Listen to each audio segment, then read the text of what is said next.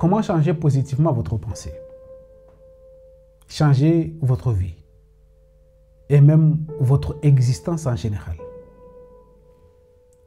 Bienvenue dans la chaîne où on apprend à penser autrement, développer un esprit critique des événements qui nous concernent.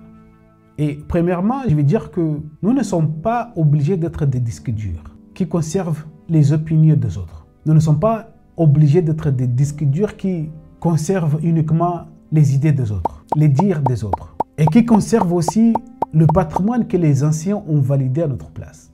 Nous avons aussi la capacité de penser, de promouvoir des pensées nouvelles, d'imposer aussi des idées, pas d'être uniquement des conservateurs.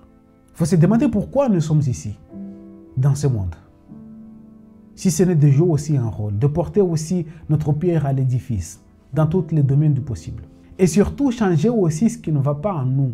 Il faut juste réaliser un diagnostic, regarder ce qui va et ce qui ne va pas, et décider de changer ce qui ne va pas. Car c'est possible, tout est possible. Il suffit juste de le décider. Il suffit juste de le demander. Je vais vous dire quelque chose, pour que vous ayez conscience que tout est possible. Pourquoi Allah subhanahu wa ta'ala a assujetti pour l'homme parmi les plus grandes de ses créatures qu'il a créées? Pourquoi? C'est pour nous signifier et nous montrer que tout est possible pour nous. Que nous pouvons assujettir n'importe quelle chose dans la vie. Nous pouvons réaliser n'importe quel changement dans la vie. Allah subhanahu wa ta'ala yaqul fi surat Ibrahim وَسَخَّرَ لَكُمُ الشَّمْسَ وَالْقَمَرَ دَائِبَيْنِ.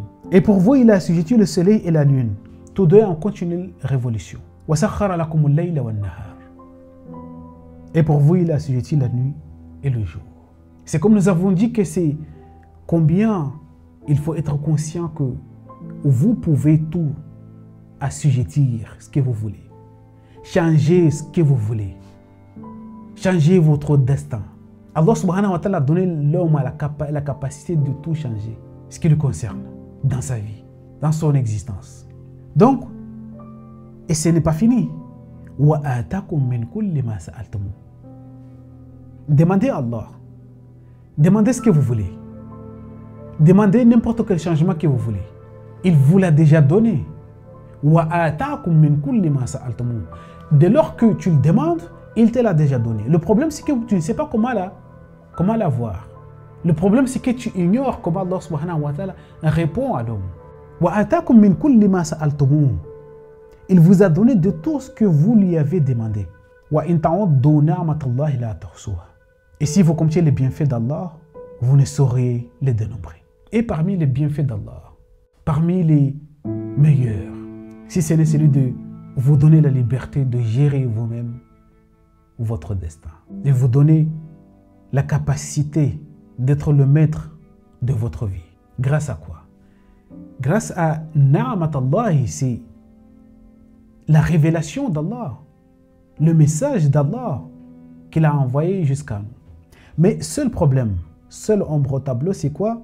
Innal insana la zalumun kafar. Vraiment, l'humain s'enténèbre lui-même d'injustice, déniant qu'il est. La zalumun kafar. C'est ça le problème. Parce qu'il suffit juste de prendre conscience que le changement doit provenir de vous. Et en ce moment-là, décider de changer. Parce que je vais vous dire encore une chose, c'est que aucun changement ne viendra d'Allah tant que l'initiative ne vient de vous. Ça, c'est une réalité coranique. Allah subhanahu wa ta'ala yaqul inna Allah la yukhayyiru ma biqawmin hatta yukhayyiru ma bi anfusihim.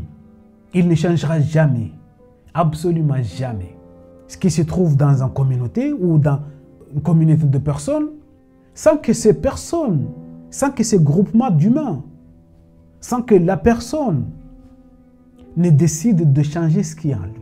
Dès lors que la personne décide de changer ce qui est en lui, Allah subhanahu wa ta'ala va changer automatiquement ce qu'il veut.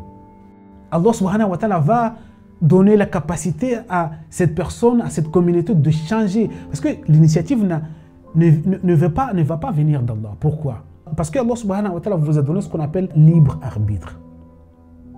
Vous voulez accuser Allah d'avoir modifié des choses en vous auxquelles vous ne vouliez pas changer contre votre gré? Non, pour lui ça ne marche pas. Et comme nous avons dit que là, parmi Na'matallahi alaykum, alayna, la liberté de la pensée, le pouvoir de la pensée, liberté de conscience, c'est une force inouïe. Même l'islam l'a protégée de partout. La ikraha fi d-din, qad tabayyana rushd min al-ghayy. L'islam a protégé cette liberté. C'est dire combien est important et sans commune mesure. Même Allah n'impose pas aux gens de se conformer à sa législation. Non, il leur a donné, il leur a laissé le choix de choisir ce qui leur convient. C'est dire aussi combien il est important de s'émanciper et de continuer à penser autrement. Vous savez, l'homme, à chaque seconde, combien de pensées lui traversent, sauf qu'il les néglige.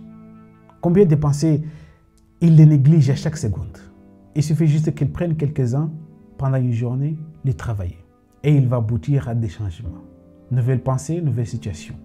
Donc il faut essayer de penser, surtout dans le milieu, dit milieu islamique, où plusieurs personnes sont utilisées tout simplement comme des disques durs pour garder, conserver ce que Bukhari a dit, ce que Muslim a dit, ce que les chiites ont dit. Pourquoi ces choses-là perdurent? C'est parce qu'il y a des gens qui passent leur temps, passent leur vie à essayer de les apprendre par cœur.